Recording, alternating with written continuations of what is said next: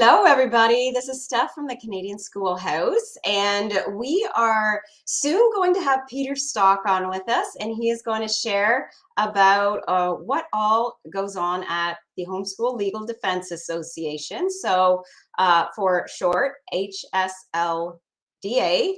I think I got all those letters right. First, I want to let you know about a few things we have going on here. So the virtual family retreat, this is a live event we did back in the fall, and we're actually already planning for our next one. So you can look forward to that next one coming up in the fall. But you can access all the videos that we did. Most of the freebies, little digital freebies we gave away during that is all available on that page. So you can go there at any time and see all that at virtualfamilyretreat.com. You can sign up for our e-blast. You can just go to the Canadian Schoolhouse. You can go to the old Schoolhouse, and you can go to our Canadian page, or just search us, thecanadianschoolhouse.com, or the Canadian Schoolhouse, and you will find our homepage there as well. So sign up for our weekly e-news we put out. Lots of fun stuff in there.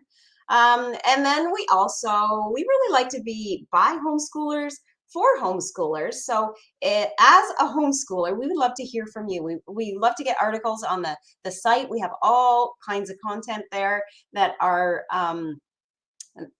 from homeschoolers, as well as we write some stuff in-house here at the Canadian Schoolhouse. So if you would like to submit something about anything about your homeschooling life, you can just, again, go to our homepage there, and there'll be a little join our team form. I will say that we have recently changed that. We don't give out a Amazon gift card anymore. It's a Giftogram gift card. So it's even better because it's like a wealth of, I think, hundreds. I hope I'm not over exaggerating on that. I'm pretty sure there's like hundreds of retailers you can use those gift cards on. So just as a little perk for sharing your homeschooling life with other homeschoolers, you can check that out, and that email is going to come to me. So that you put that information on the form from our website. So I will get back to you as quick as possible when you let me know you're interested.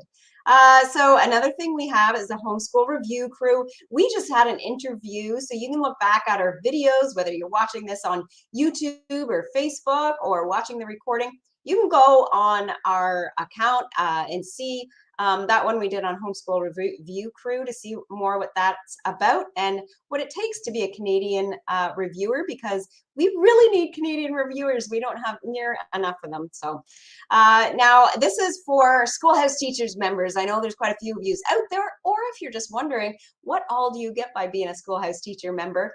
You can, these are a few things that are member events. So we have a science fair going on right now. We're taking submissions for that up to March 11th. So that's a little over a week away. We also have a Hey Mama Bright Spot. We have that every month. We have that event, and there's a different topic. So this one coming up is teaching music appreciation. So that's going to be on Tuesday, March 15th at 4 p.m. Eastern time. And then also another monthly event we have is story time and show and tell. So this is a really sweet event just for the younger kids. My boys are 11 and 14, so they're not as interested in it, but I have gone to them a couple times because they're really great stories. And the show and tell part is that if you want to, your kids can be on there and show things and tell things and all that kind of fun stuff. So it's got a little bit of interactivity if you want, or you can just sit there and listen to the great story that's told by Hannah. And that is the end of all our events going on. And if you have any questions, feel free to put a comment in here, or just let us know in any other way, and we can help you out with getting to know about any of those events going on.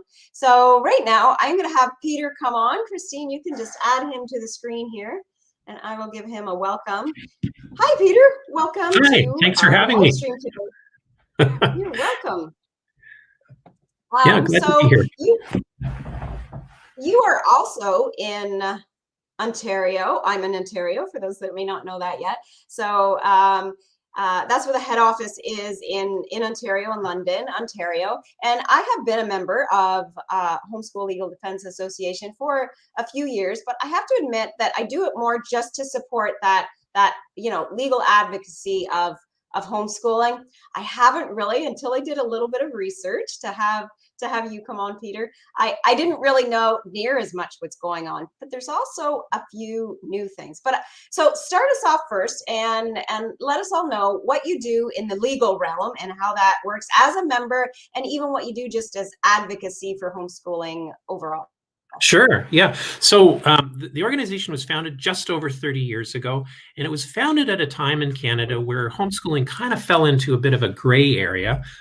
It wasn't necessarily illegal. It wasn't necessarily legal. And so a lot of families found themselves challenged by various authorities, truant officers, school boards, school officials, ministry officials, politicians, etc.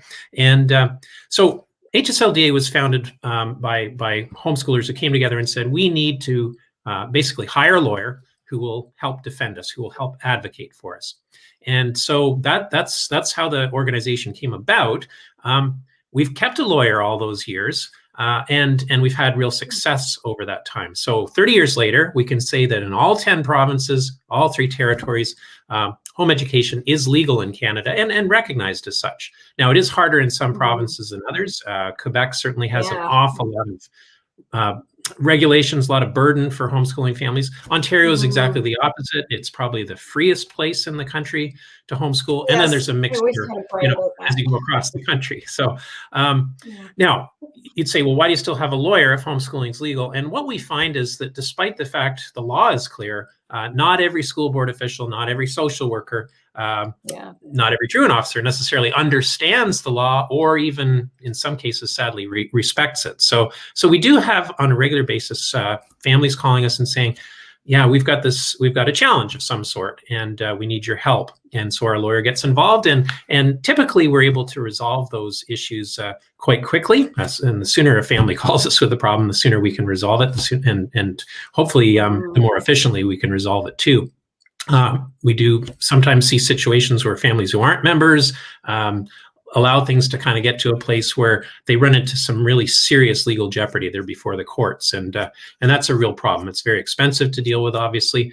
But if you're a member of HSLDA, that legal service is provided free of charge. We represent our member families in any legal challenge to their homeschooling, basically. So that's sort of the background to the organization. We also continue to advocate at the provincial level. So I mentioned Quebec as an example, and we do an awful lot of work there. I don't want to say fighting the government, but advocating for the rights of parents, the rights of our homeschooling families to educate their kids in the way that they see best.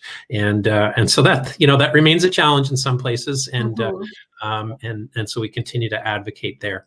So yeah, that's the core of our business, if you will. We're a nonprofit. We're not a for-profit business. We're a nonprofit, and we exist simply to serve homeschooling families. But as you mentioned, I know you have other questions. We do many more things than that now.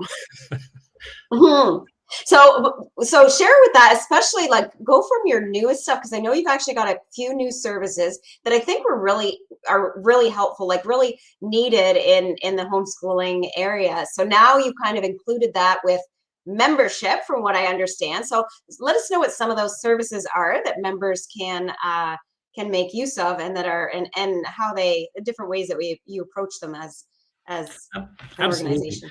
So the brand newest service, if you will, is a curriculum consultant. So any member family who is trying to figure out which math book's going to work the best for my 5th grader who's kind of struggled last year, and maybe the curriculum wasn't the best and they had trouble with it. They're looking for something better. We have a curriculum consultant that any member family can consult, and this is a person who has more than 30 years experience selling curriculum, providing curriculum. She's probably one of the experts in the country, and she's available to families when they need that consult. We have another consultant, which is not somebody that necessarily every family is going to be using, but she consults on exceptional needs. So if you have a child who has exceptional needs of one sort or another, maybe a learning disability, maybe they're really, really bright. They're not challenged by, traditional curriculum, traditional courses. She can spend a free hour with you and really go through what's going on there, give you some advice, some resources, and help you on your way. So that's something that a lot of our families are taking advantage of now.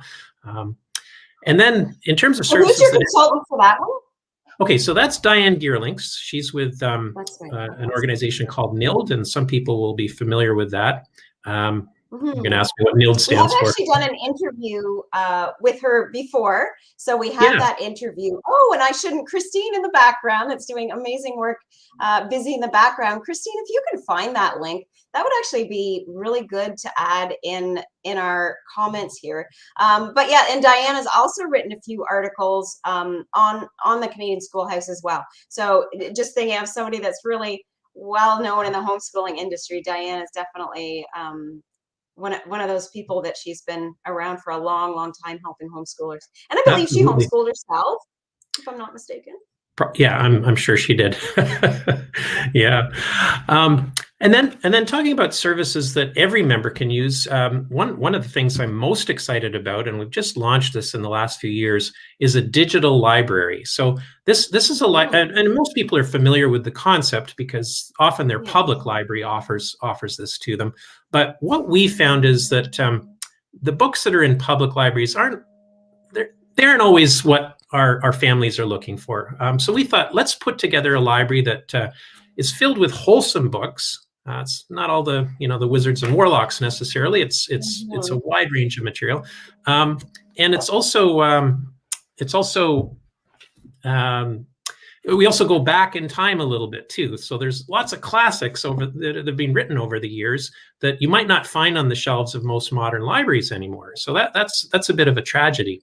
So anyway, we put that together and we've added various collections into the library. So if you're interested in Canadian history, there's a Canadian history section. If you're learning French as a second language, or you're French speaking, we've got a number of French books and so on. So there's a good 2,500 books or so in the library at this point. I don't think any child will run out of material with that volume. The other thing that we've included in there, and we find this is incredibly popular, are audiobooks. So we've got all the ebooks and every classic from Dickens and Tolstoy to Kipling, you name it.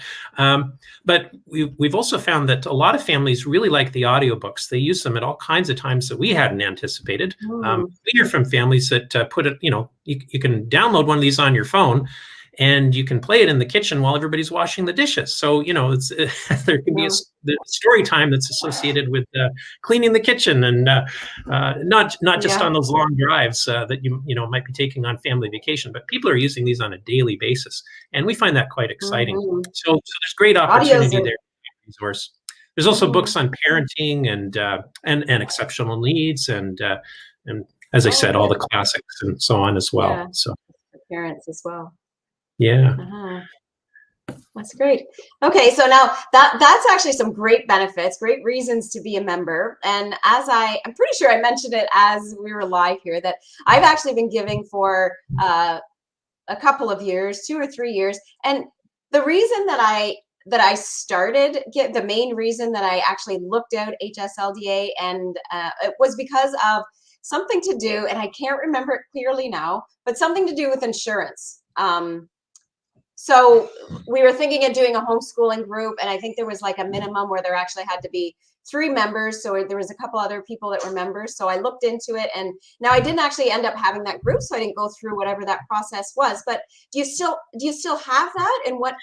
Maybe yes, we do. In fact, we actually have more than one type of insurance. But you're right, we have insurance for groups. So most groups can get basic insurance with us for their co-op or support group, and we hope that what people will find is that we're a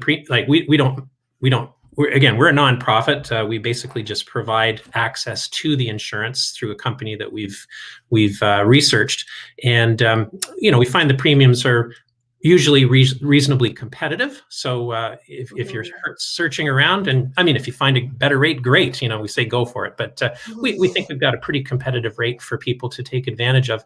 And then separately, if a group is doing sports, it's a different type of premium because there's more risk involved. So what we do provide that insurance. Now, if we also have a special deal where if a group, sport group, co-op, etc.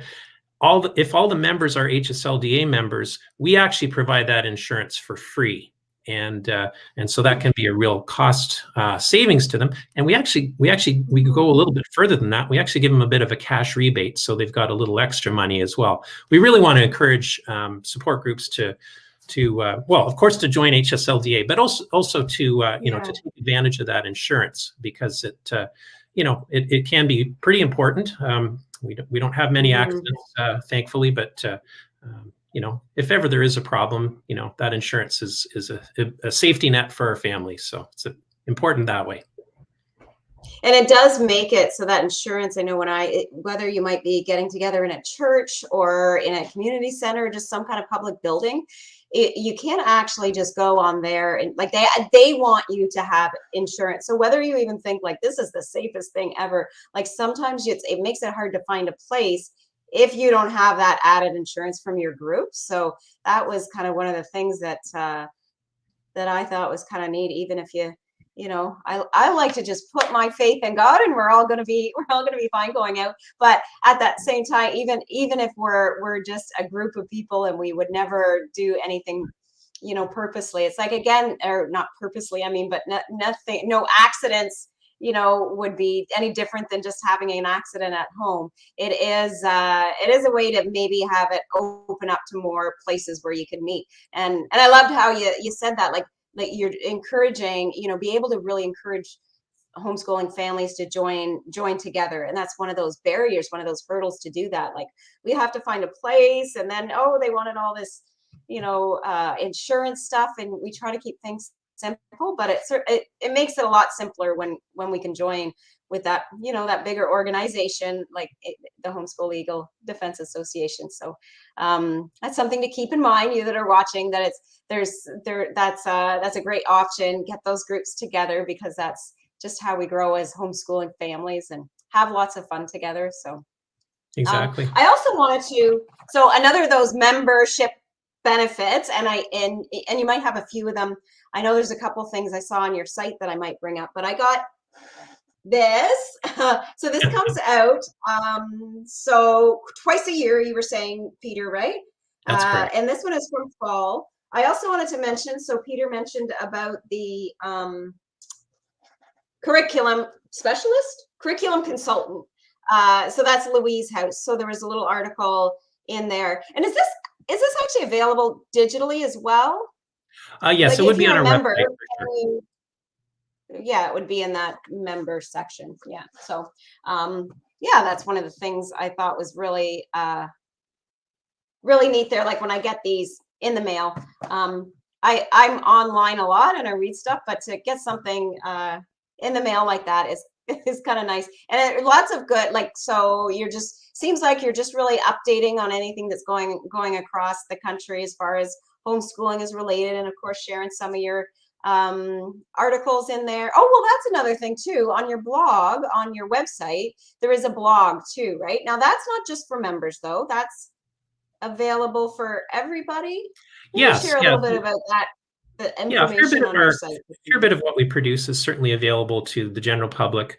In fact, one of the resources that I'd probably want to try to point people to, even if they're not members, or if they are members and they want to encourage or answer questions or explain homeschooling to relatives and friends and neighbors and so on. We have a website called Homeschool.Today. So this is something we produced a couple of years ago, just as COVID was getting going, because we knew that there were going to be a lot of people sort of questioning the educational future of their children at that time. And as we've seen, homeschooling's doubled over the last couple of years, or more than doubled in Canada. It's been an incredible 2 years that way. So Homeschool.Today answers basic questions that we all hear all the time, and a lot more. What about academics? What about getting into university? What about socialization? All those questions that we're probably familiar with as veteran homeschoolers. But how do you answer them? Not everybody necessarily knows how to do that. And then there's a great number of resources on there as well, including some live webinars on everything from homeschooling through high school to getting started. Those sorts of things. So it's a free resource for anybody. So I encourage them to check it out. Homeschool.Today. That's it. Oh, great. Uh-huh. Yeah. Yeah. So then, so what else is behind have we covered everything that's kind of behind the member area, or even on your site overall? What other things are on there? I guess the other thing I'd say is just general advice. I mean, we tend to try and be in contact with our members and say, at least once a year, and have a phone conversation and say, how's it going? And what are you finding challenging potentially? What can we help with? And there's a whole range of things that come up, and some of those things we can help with. So I'll give you a couple examples. We get calls occasionally from people who are called to do jury duty. Well, what do you do in that situation? Well, again, this is an area where we really can be a support as a legal organization. It's not really strictly a legal issue, but we'll write a letter to the judge saying, please excuse this hardworking teacher from jury duty because she's got, she or he has 5 kids to look after and they need her, and she's their full-time teacher. So, and those letters are usually successful. Or the Canada Revenue Agency wants some proof that your children are quote unquote in school. Well, we can write that letter too, So, and they're accepted by the Canada Revenue Agency. They're happy to work with an organization like us. Another thing that we find is useful for some families are either teacher ID cards or student ID cards. And these are particularly useful for kids who are at the high school level, maybe to get a discount on public transit, software, and of course, moms and dads can use those teacher cards to get discounts at places like Michael's and also public transit and museums and the whole range. Anywhere a teacher or a student would get a discount, well, all you need is ID, and we can provide that as well. So that's a very inexpensive service we provide through our charity. So. Oh, that sounds great. Yeah, I'm like all filled with all this new stuff that's available on there.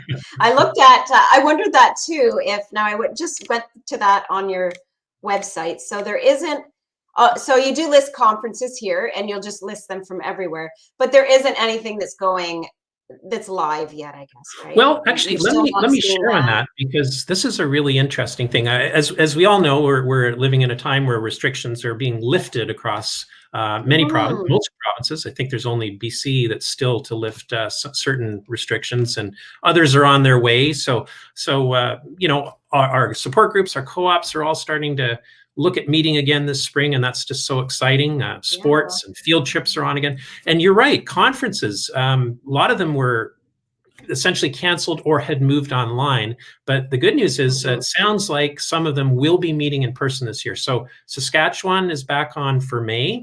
And we'll put the dates on our website within the next few days, and you may have them as well. Manitoba is definitely going to have a physical in-person conference.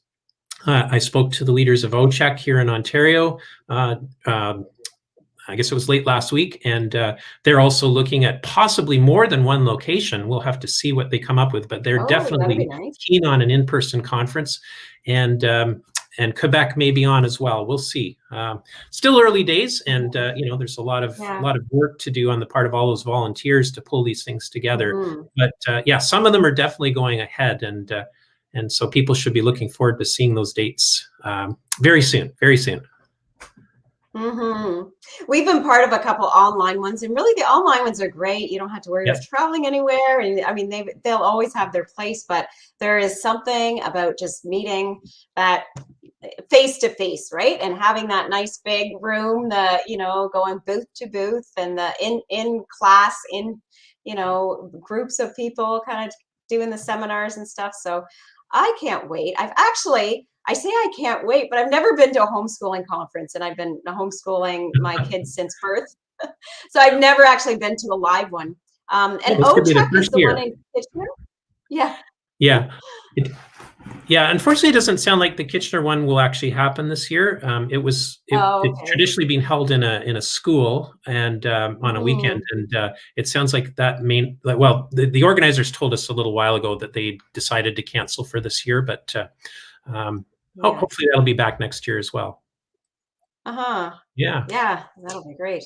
Good. So I'll keep an eye. I know we've got a little list as well. We try to keep up on where all the conferences are across Canada as well. So I'll keep an eye on your website, the conferences section there to keep up on that. super. Um, so I guess there's just one other thing I wanted to share. Now I came across this book. I actually just purchased this from Christian Roots Canada. So it would be great if you guys go and check that out. Um, there, there's quite a few different things on the site, but I recently discovered that we have scripture all over the Peace Tower in our Parliament buildings. I never knew that before, and I thought that is amazing. God can just find that way. And I actually would have found even more amazing with this book. And actually, the other company one that goes along with it is just sharing a little bit about, or maybe one was the one that shared the history of it. And it's actually so much the architect, not so much the parliamentary people of the time, but the Parliament buildings burnt down, and then when they built them back up again, of course, the Peace Tower became like a memorial, right? The memorial chamber. And this is a great book that kind of shows all the scripture and just really all that. I like to say it's really the foundation of our nation, and whether it was seen as of the parliamentary folks. And I mentioned this because just it was Peter has endorsed this in the book there, which you can't see. I know it's too little for your too little writing there, but that may be really neat. And not just but it's actually a really great. So Lynette, correct me if I say her name wrong. Bladeau. Play-Doh. Yeah, Bladeau. So that's correct. Lynette Bladeau is the author that has been, well, one of the people that put that together, especially this book that has amazing pictures. And so she's certainly mentioned a few other ones, but I actually hope to get her on here. They talk about homeschooling. I guess as Peter, you were telling me earlier, she's done guided tours around the Parliament buildings, or at least the Peace Tower. I don't know if it was all the Parliament buildings, was it, or mainly just focusing on the Peace Tower part Oh of no, the the whole Parliament buildings. story. She would lead a tour. Yeah. Yeah, because there's Mhm. scriptures written throughout the buildings, actually, particularly the center block. Oh, is there? Yeah, Oh, both cool. inside and out. You know, the Hmm. stone entrances to the Commons chamber and the Senate chamber, and there's the old cabinet room, which is in the Leader of the Opposition's suite of offices now, but where in John Diefenbaker's time was the cabinet room where the federal cabinet would meet. On over one door, there's two doors into it. Over one door it says "Fear God," and over the other door it says "Honor the King." So Ah, it's wonderful.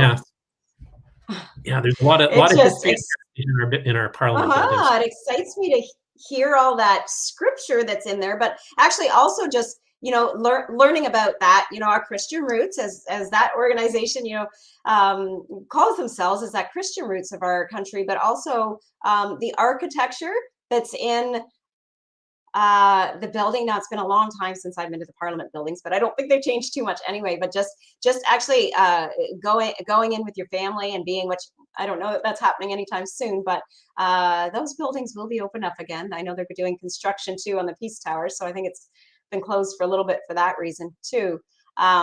But that is a great homeschooling field trip, going to the Parliament buildings. Great history It's trip. fantastic. Yes. Um, I would encourage mm, people, if they're thinking of going to Ottawa, to make sure that Parliament is actually in session when they go. I mean, sometimes we don't have any choice. It's part of our summer holidays. We've only got a couple weeks in July, yeah, and Parliament won't be sitting. But if you can plan it as a lovely. family to go when Parliament is in session, um, contact your local member of Parliament and ask them to meet with you on the Hill, maybe have their staff give you a tour around, that sort of thing. And that could Oh, really great. make the visit that much more valuable, and you'll probably get access to some Uh-huh. things that the general public doesn't always see. So that can be a way to make that trip particularly special. Oh, that's great. Thanks for that tip, Peter. Yeah, I would have never thought of that, like calling just your local member of parliament, right? And then they're Mhm. going to be there, so then they would, That's right. They yeah, might even meet buy you you. lunch. Who knows? Aha. Awesome. Well, thanks so much. So we're pretty much done here with what we plan. Anything else that came to mind that you want to share about what you provide for homeschoolers? Well, no, we're like I think we've done a pretty good job of going through what we're doing as an organization. But I'm just so encouraged at where we're at right now, with things opening up and people being able to start Yeah. meeting again and conferences Hmm. restarting. Gives us a lot of hope. COVID was difficult. Many families were isolated. Hmm. Homeschooling was hard. I mean, we were able to do formal education with our kids. That was never Hmm. really interrupted by COVID, as it was for so many other children in our country. But we really Hmm. missed out on getting together with other families and other children. And Yeah. I'm just so thankful that we're returning to a time where the experience of homeschooling is going to be full again, completely full, and Hmm. uh, everybody will be able to derive the maximum value from it. So that's exciting to me. Hmm. Thanks. Exciting to me as well. And even the number, you mentioned near the beginning of our talk here about like it's really doubled homeschool, and that seems to be it's definitely the United States and Canada. I can affirm that's what the numbers are, but I think that's happening mainly across the world as well. You're quite right. But just there are so many people that will not put their kids back in school either, even if all those restrictions that what it takes to go to school. So I think homeschooling is going to be even better. There will be bigger groups. There'll be more opportunities for gathering together, and just really a real even more variety of homeschooling families. People that thought they would never educate their kids, and now they've seen, oh, I can educate them.